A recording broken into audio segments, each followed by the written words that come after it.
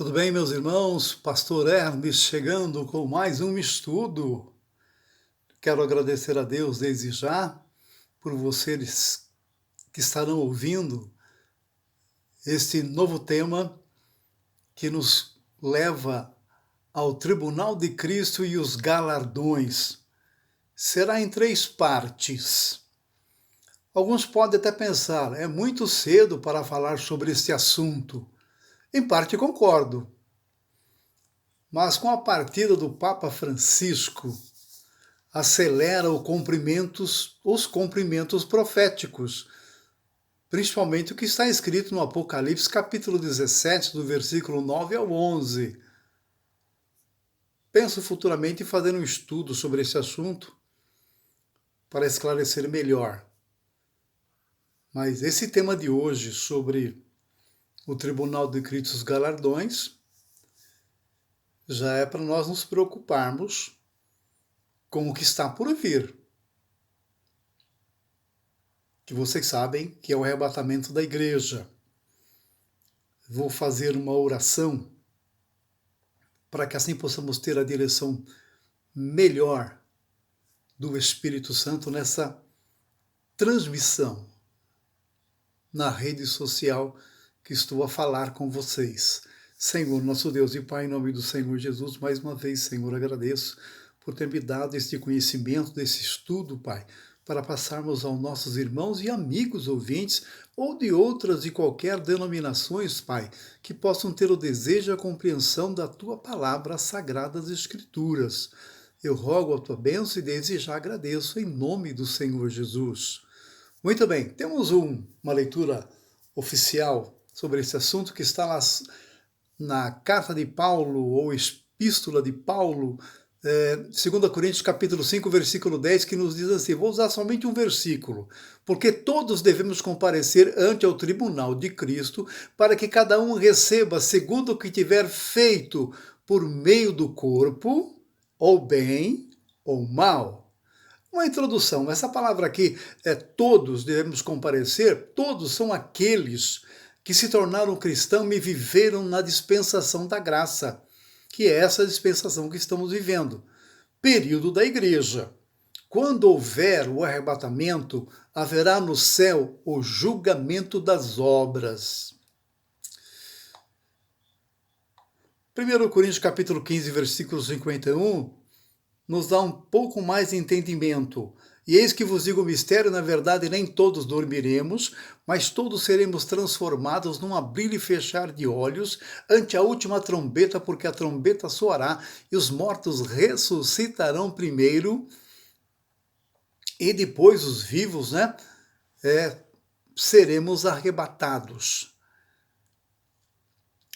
Nesse texto aqui, Paulo já dizia até que a vinda do Senhor Jesus seria e aconteceria no tempo dele, não é mesmo?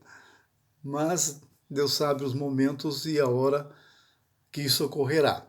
Os que ficarem passarão pelos 7 anos de tribulação, assunto para um outro estudo, após o arrebatamento, né? E já vamos entrar no estudo aqui. A teologia nos dá a interpretação da Bíblia, sendo que ela é inspirada pelo Espírito Santo, nos revela o que o texto querem dizer. Ou seja, a teologia nos dá um entendimento sobre interpretar a Bíblia. Só que o Espírito Santo nos revela o que os textos querem dizer. Não pode ficar só com conhecimento humano, não. Em 2 Timóteo, capítulo 3, versículo 16, comprova toda a escritura divinamente inspirada é proveitosa para ensinar, para corrigir, para redarguir e para instruir em justiça. Está vendo a escritura? Sem escritura, não adianta, irmãos, querer falar da existência da humanidade e o que está ocorrendo. O que é uma palavra inspirada? O que Deus mandou escrever pelo Espírito Santo. Talvez você pergunte, por que haverá o tribunal de Cristo? Aí há uma resposta que é, nossas obras feitas na terra estarão em julgamentos. No tribunal de Cristo só estarão os que foram ressuscitados e os arrebatados. Não será um julgamento para condenação, pois já estamos salvos. Não será um julgamento para condenação, porque já estamos salvos. Ou seja, muitos fizeram a obra de Deus com amor, outros apenas para serem vistos, e outros, as obras serão provadas pelo fogo. O que é o fogo? O fogo significa que a presença da verdade de Deus. Uns dizem que lá em Apocalipse capítulo 1, o Senhor João teve a revelação de ver o Senhor Jesus como de óleo de fogo. Mas o fogo representa o símbolo da sinceridade e da verdade. E será mostrado através desse fogo a obra de cada um. Não adianta alguém querer fazer a obra. Nós vamos ver isso aí mais para frente, não é? Estará em julgamento, veja bem, vamos ler o versículo 1, Romanos capítulo 14, versículo 12, de maneira que cada um dará conta de si mesmo a Deus. E estará em julgamento o que cada um fez na obra, quer sejam leigos, sábio, cooperadores ou ministro, todos recebem talentos para fazer a obra. Ou todos receberam talentos aqui na dispensação da graça, que é a época que estamos vivendo da igreja, para fazer a obra. Agora, o que são talentos? Talentos são dons.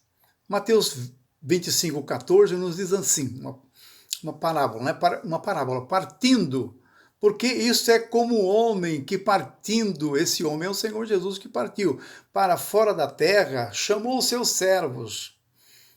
Após o arrebatamento, ele volta, né? E chama o seu servo, ou seja, antes de partir, ele chama o seu servo e entrega-lhe os seus bens. E a um deu 5, a outro deu 2, a outro deu 1, e a cada um segundo a sua capacidade, e ausentou-se logo para longe. Depois ele volta pedindo o que fizeram com os talentos. Perceba-se aqui o valor de um talento é 35 quilos de ouro, na linguagem da época bíblica. Ou seja, na época em que o Senhor Jesus contou essa parábola. E sabe qual é o valor? Hoje a grama do ouro deve estar R$615, uma coisa assim. Se somarmos 35 quilos de ouro, vai dar 215 milhões aproximadamente. É muito dinheiro e é muita confiança para que o Senhor nos conceda essa responsabilidade.